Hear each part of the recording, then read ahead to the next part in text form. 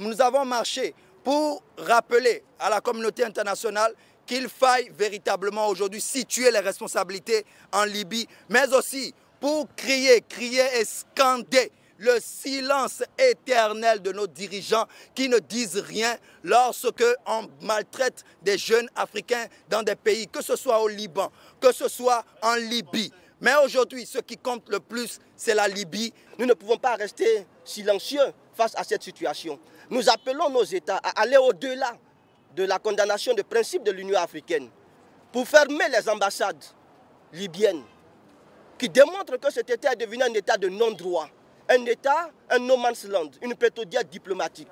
Nous étions ici il y a 48 heures, l'ambassade n'a pas pu ouvrir pour nous recevoir. C'est dit que c'est une pantalonnade et c'est une démission véritable. Aujourd'hui, nous sommes encore là. L'ambassade est toujours fermée. Mais la Libye n'existe plus parce que l'OTAN, parce que Obama, notre frère, parce que des individus, des tristes créatures comme Nicolas Sarkozy, ont pensé qu'en déstructurant cet État, ils participaient à l'avancée de la démocratie. Mais vous constatez avec nous que la démocratie par le feu, la démocratie par les bombardements n'ont rien résolu et ne vont jamais rien résoudre parce que vous savez que derrière cette politique de bombardement sous le prétexte des résolutions onusiennes n'a pas permis à l'Afrique de pouvoir avancer.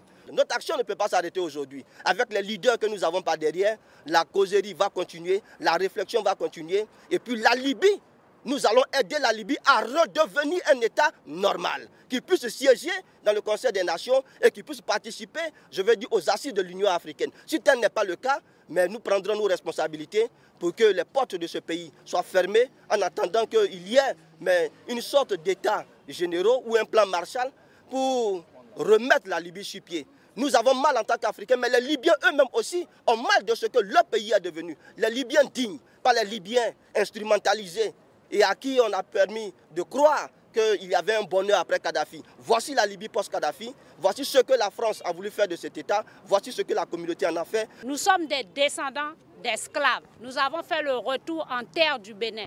Le Bénin qui a dressé sur ses côtes la porte du non-retour.